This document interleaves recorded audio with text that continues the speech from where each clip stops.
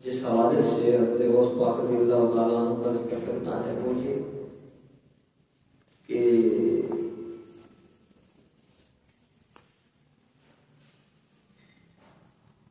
امام عاشقاں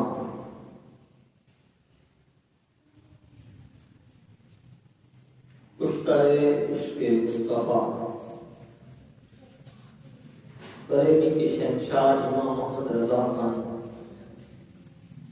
فاضل بریلی علیہ الرحمٰن جو حضرت غوث پاک کی شان اور مرتبے اور کمالات بیان فرمائے اپنے اشعار میں تو کمال کرتے ہیں۔ غوث پاک کی جو عظمت بریلی کے شہنشاہ نے بیان کی یہ تو ہم نہیں کہہ سکتے کہ غوث اعظم کی شان بیان کرنے کا حق ادا کر دیا، لیکن جتنا ہو سکتا تھا بریلی کے شہنشاہ نے اپنی طرف سے غوث اعظم کی شان بیان کرنے میں انتہا کر دی ہے۔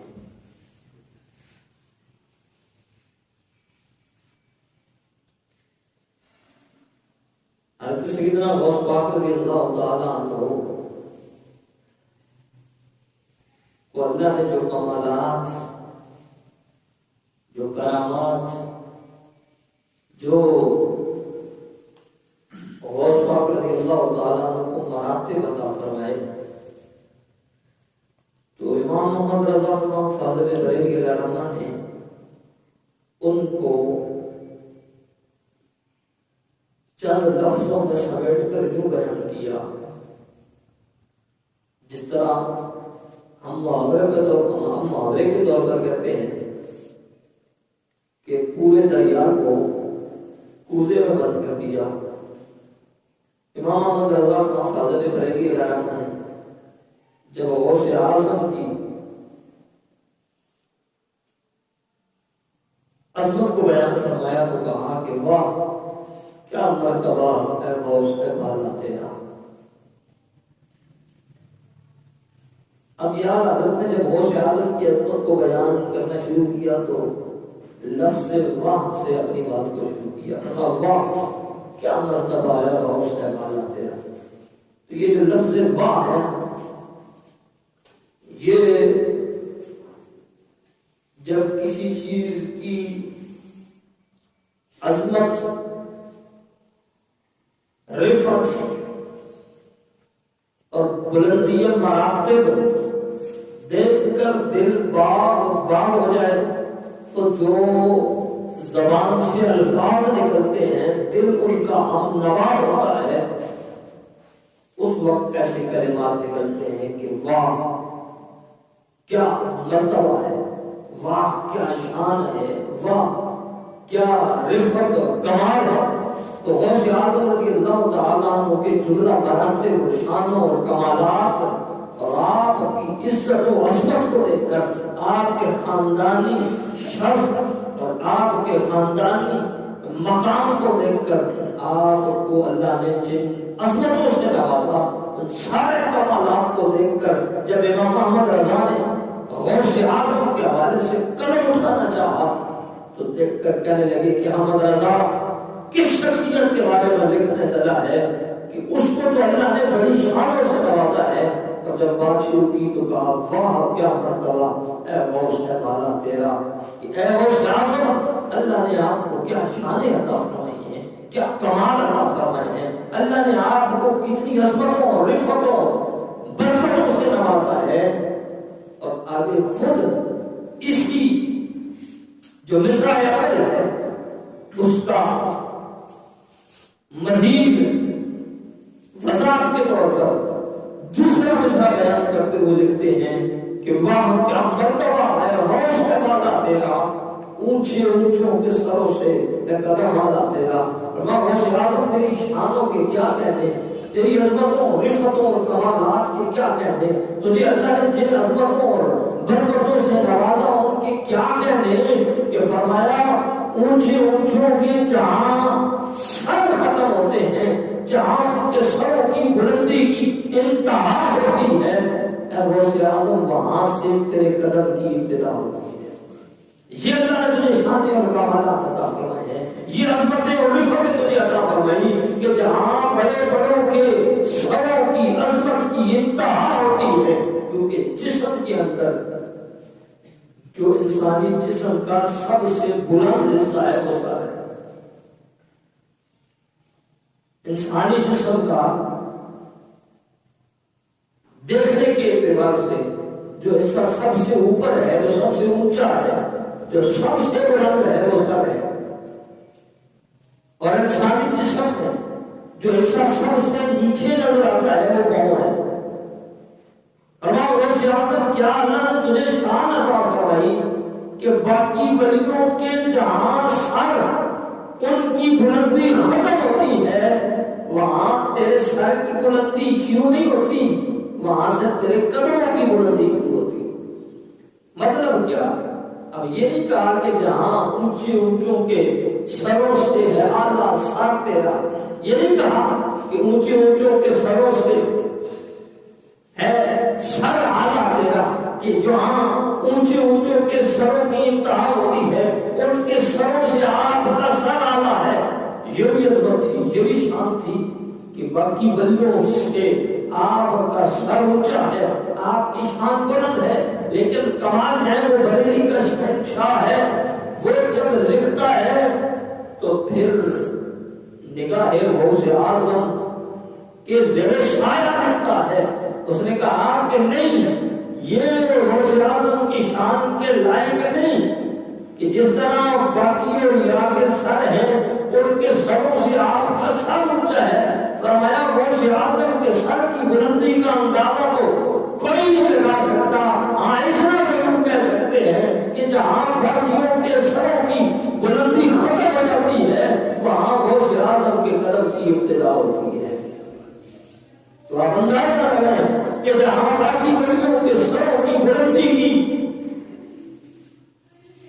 انتہا ہو جاتی ہے وہاں سے غوث اعظم کے قدم کی ابتدا ہوتی ہے۔ اور آپ یہ بات ذہن کے اندر نقل کر لیں کہ ہزاروں غوث اعظم ہو، وہ صحابی کے قدموں کے ساتھ لگنے والی مٹی کا مقابلہ نہیں کر سکتے۔ دوسرے لفظوں میں یہ کہیں کہ جہاں عام اولیاء کے سروں کی عظمت کی انتہا ہوتی ہے وہاں سے غوث اعظم کے قدم کی ابتدا ہوتی ہے، اور جہاں غوث اعظم کی قدموں کی یہاں غوث اعظم کی عظمت کی انتہا ہوتی ہے وہاں سے نبی کے صحابی کی عظمت کی ابتدا ہوتی ہے۔ آپ خود اندازہ لگائیں جہاں سے صحابی کے مقام اور مرتبہ کی انتہا ہوتی ہے وہاں سے مقام نبوت کی ابتدا ہوتی ہے۔ آپ خود سوچیں، اور جہاں باقی سارے نبیوں کے مقام اور کمالات ختم ہو جاتے ہیں وہاں سے آمنہ کے لال کی عظمت و شان کی ابتدا ہوتی ہے، جس کی نسل میں آنے والے ان کے بیٹوں کے بیٹے کی یہ شان ہے کہ اولیاء کے سر نیچے ہیں، اس کا قدم آتا ہے، اس نبی کا اپنا مقام کیا ہوگا اور اس نبی کی اپنی شان کیا ہوگی۔ اللہ نے کہا غوث اعظم آپ کا یہ مرتبہ اور یہ شان ہے آپ کی کہ جہاں باقی ولیوں کے عظمت کے جو سر ہیں ان کی انتہا ہوتی ہے، غوث اعظم وہاں سے آپ کے کرم پاک کی ابتدا ہوتی ہے۔ حضرت سیدنا غوث پاک رضی اللہ تعالی عنہ آپ کی عظمت اور کمال کو کیا خوبصورت انداز میں بریلی کے شہنشاہ نے بیان فرمایا۔ فرماتے سر بھلا کوئی کیا جاننے کی ہے کیسا تیرا، میں آپ کے سر کی عظمت کا اندازہ کوئی نہیں لگا سکتا۔ آپ کے سر کو اللہ نے جو کمالات، جو عزتیں، جو رفعت کی پگڑیاں عطا کی ہیں ان کا اندازہ نہیں لگایا جا سکتا۔ ہاں ہم اتنا ضرور دیکھتے ہیں کہ اولیاء مرتے آنکھیں وہ ہے تلوہ تیرا۔ فرمایا غوث اعظم جو آپ کا تلوہ ہے، پاؤں میں بھی جو جگہ سب سے نیچے ہوتی ہے وہ تلوہ ہوتا ہے۔ پاؤں کا جسم کا سب سے نچلا حصہ پاؤں ہے، اور پاؤں کے بھی پھر دو حصے ہیں، ایک اوپر والا حصہ ہے اور ایک نیچے والا حصہ ہے۔ یہ جو پاؤں کا نچلا حصہ ہوتا ہے اس کو تلوہ کہتے ہیں۔ فرمایا غوث اعظم ہم اور تیری عظمت کو کیا اندازہ کیسے لگائیں گے؟ ہم تیری شان اور مقام اور کمالات اور عظمت کو نہیں سمجھ سکتے، ہم تیرے عظمت کے مقام کی رفعت کو نہیں پہنچ سکتے، ہم تیرے سر پر اللہ نے جو عزتوں سے دستار عطا کی ہے، جن عزتوں سے نوازا ہے، تو غوث اعظم ہم وہاں تک نہیں جا سکتے، ہماری نظر تو تیرے قدم تک ہے، تیرے قدم کی یہ شان ہے کہ تیرے قدم کے جو تلوے ہیں ان پر ہم نے اللہ کے ولیوں کو آنکھیں ملتے ہوئے دیکھا، یعنی جہاں آپ کا تلوا ہے وہاں ولی آنکھیں بچھاتے ہیں، وہاں اللہ کے ولی اپنی آنکھیں بچھا دیتے ہیں جہاں آپ کا تلوا ہوتا ہے۔ اور یہی بات ہے جس نے غوث اعظم کا ادب کیا وہ دنیا میں بھی کامیاب رہا، مرنے کے بعد بھی اسے کوئی خوف نہیں۔ اور یہ بات اپنوں نے نہیں، یہ غیروں نے لکھی ہے۔ غوث اعظم رضی اللہ تعالی عنہ کی جس نے بھی ادب کی انتہا کی، غوث اعظم نے پھر اسے محروم نہیں کیا۔ ایک ہندو اس نے مسلمانوں کو دیکھا کہ ہر سال مسلمان سیدنا غوث پاک رضی اللہ تعالیٰ عنہ کی 11ویں دلاتے ہیں، غوث پاک رضی اللہ تعالیٰ عنہ کے لیے ختم پاک کا اہتمام کرتے ہیں۔ اس نے دیکھا، مسلمانوں سے پوچھا کہ یہ کیا کرتے ہو؟ انہوں نے کہا یہ ہمارا ایک بڑا پیر ہے اور ہم اس پیر کا ختم دلاتے ہیں۔ وہ کہنے لگا کہ وہ تمہارا پیر بڑا کامل ہے؟ مسلمانوں نے کہا ہاں بڑا کامل ہے، جب بھی کوئی مشکل وقت ہو ہمارا وہ پیر ہماری مدد کو آتا ہے۔ وہ کہنے لگا اچھا اتنا کامل پیر ہے تمہارا؟ فرمایا ہاں اتنا کامل پیر ہے۔ اس نے کہا پھر ایسے کامل پیر کا تو ختم ہمیں بھی دلانا چاہیے۔ اب وہ ہندو ہے، اس کا مذہب الگ، اس کا دھرم الگ، اس کے ذات پات کے معاملات الگ، اس کا اٹھنا بیٹھنا کھانا پینا لین دین سارے معاملات شریعت سے الگ ہیں، شریعت مصطفیٰ کے ساتھ اس کا کوئی لین دین نہیں ہے۔ وہ ہندو ہو کر غوث اعظم کا ہر سال ختم دلاتا ہے، ادھر مسلمان دلاتے ہیں ادھر وہ دلاتا ہے، مخلوق خدا کو بلاتا ہے، لوگ کھاتے ہیں چلے جاتے ہیں، ہے وہ ہندو، لیکن وہ شرافت کی 11ویں دلا رہا ہے، وہ شرافت کا ختم دلا رہا ہے۔ مر گیا، ہندو اسے اپنے مرکھٹ میں لے گئے، جسے دھرمشالہ کہتے ہیں، وہاں لے گئے، اس کی میت کو رکھا، تیل ڈالا، لکڑیاں رکھی، آگ لگاتے ہیں، اس کی آگ نہیں لگتی، وہ جلانے کی کوشش کرتے ہیں، وہ جلتا نہیں ہے۔ انہوں نے کہا اس سے اعلیٰ قسم کا تیل ڈالو، شاید تیل کم ڈالا، اور ڈالا نہیں لگا، آگ لگائی پھر بھی نہیں لگی، کہا لکڑیاں شاید ناقص ہو، لکڑیاں اور لے کر لکڑیاں بدلتے رہے، تیل بدلتے رہے، نہ تیل بدلنے سے آگ لگتی ہے نہ لکڑیاں بدلنے سے آگ لگتی ہے، وہ تنگ ہے، حیران ہے، پریشان ہے، میت پڑی ہوئی ہے، آگ لگاتے ہیں آگ لگتی نہیں ہے، اور جس میت کو آگ نہ لگے ان کے دھرم میں اس میت کو پاپی سمجھا جاتا ہے، گناہگار۔ وہ تصور کرتے ہیں اس میت کو کہ یہ اتنا گناہگار ہے کہ اس کو آگ نے بھی قبول نہیں کی، جس طرح ہمارے مسلمانوں کے اندر ہے، اللہ نہ کرے کہ اتنا گناہگار مسلمان ہو کہ اس کو قبر کے اندر رکھا جائے، قبر تنگ ہو جائے، قبر کے اندر کوئی سانپ اور بچھو نکل آئے، یا قبر اس کو اٹھا کے باہر پھینک دے، کیا کہتے ہیں؟ ہمیں لگتا ہے وہ تو گناہگار ہے کہ اس کو زمین نے بھی قبول نہیں کیا، دیکھتے دیکھتے اس پر عذاب آ گیا۔ تو وہ اپنے مذہب کے مطابق، اپنے دھرم کے مطابق جس کو آگ نہ پکڑے، جس کو آگ نہ لگائی، وہ سو گناہگار تصور، انہوں نے شاید بڑا گناہگار ہے، اس کو آگ قبول نہیں کرے۔ اسی دور کے اندر ایک اللہ کا ولی تھا، اس خواب کے اندر غوث اعظم کی زیارت ہوئی، اور غوث اعظم نے فرمایا کہ جاؤ فلاں جگہ پر ہمارا ایک غلام مر گیا ہے، ہندو اسے آگ لگانا چاہتے ہیں، ہندو سمجھ کر، لیکن اسے آگ لگتی نہیں ہے کیونکہ اس نے مصطفیٰ کا کلمہ پڑھ لیا ہے، وہ حضور کا غلام ہو گیا ہے، وہ حضور کا دیوانہ بن گیا ہے، اس نے میرے کلمے کو پڑھ لیا ہے، اور اس نے میرے نبی کے کلمے کو پڑھا ہے، وہ حضور کا غلام بن گیا ہے،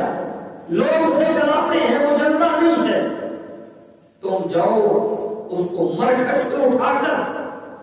گھر کے اندر لے آؤ،